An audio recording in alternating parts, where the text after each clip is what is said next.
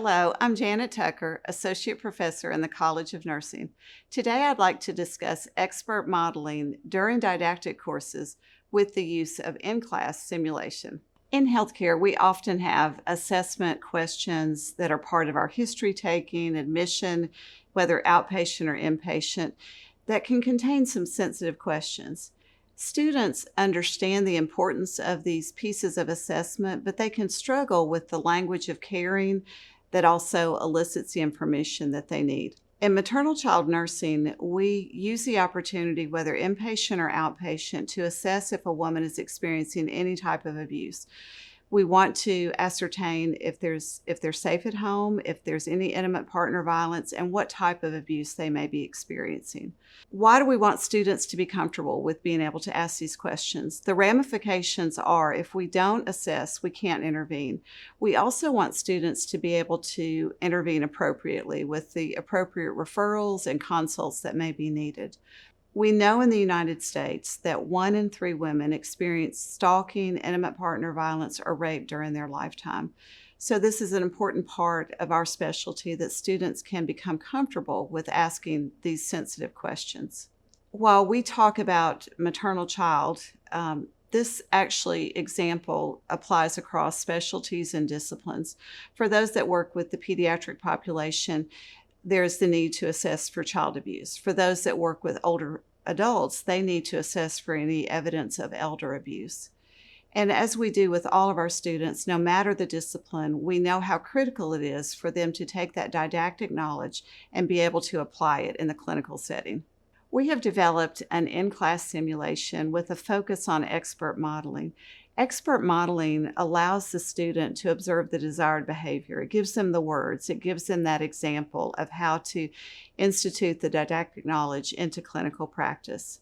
Prior to implementing the in-class simulation, we have already presented to the students the didactic content about intimate partner violence. So we've already discussed prevalence, the impact on pregnancy, the appropriate nursing interventions, and referrals as needed. So we don't announce ahead of time that we're doing the in-class simulation. I'm typically in the middle of lecture, and I have another faculty that is our victim, our patient. And she is rolled into class in a wheelchair. She has her arm in a sling, and she has makeup that depicts bruises in various stages of healing. So I stop the class and I just grab a lab coat behind me, and I ask them to enter into the spirit of simulation with us. I explain that I'm the admitting RN, we're in the emergency room, and our patient is 24 weeks pregnant. And then we go into the assessment scenario where we're assessing for information with our patient, we are intervening, and we are offering appropriate resources. Along with the language, I also want to model appropriate behavior that is empathetic, but also can assure our patient that she is safe and this is a confidential space. I also want to model trying to build rapport with my patient. So I make sure that I sit down where I'm eye level. I ensure her that this is safe. Her partner is not going to come back during this interview. Then we proceed. We then move into debriefing, and this actually takes longer than the actual in-class simulation. This is where most of the learning occurs. This is where we ask the students what they observed, and we want to hear from the students more than what we're saying. What did you observe? What did you notice about the nurse's interventions? How did she make the patient feel comfortable? What were the red flags that let you know this wasn't an accident? What was in her story that was incongruent with her injuries? And the total scenario and debriefing takes about 30 minutes. As we end, though, we also want to acknowledge that because of the statistics, we understand this could have been a trigger. So we always end with letting them know about the on-campus resources we have here for students. We have had overwhelmingly positive responses from students. Not only do we find them engaged during the simulation, we have great discussion, we have conversations afterwards. The most common comments that students give us is that they feel more prepared. They appreciate being given the words and that example. They often make comments on the end of course evaluation that they enjoyed the in-class simulation as being able to make that connection from their didactic knowledge to how to put it into practice. This could also be extended further. We could have the following class where the students actually practice those assessment questions with each other in order to get more comfortable before they're in the patient clinical setting.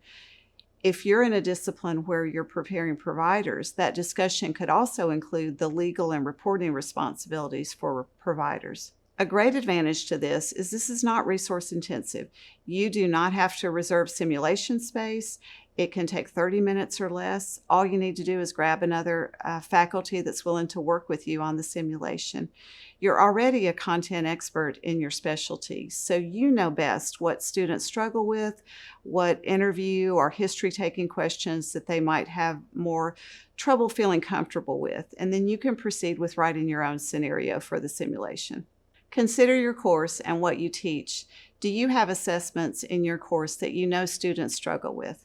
Can you find 30 minutes? Can you consider how to take this example to meet the needs of your students? I hope this gave you some ideas for your own course. I hope you found this helpful. Thank you so much for listening.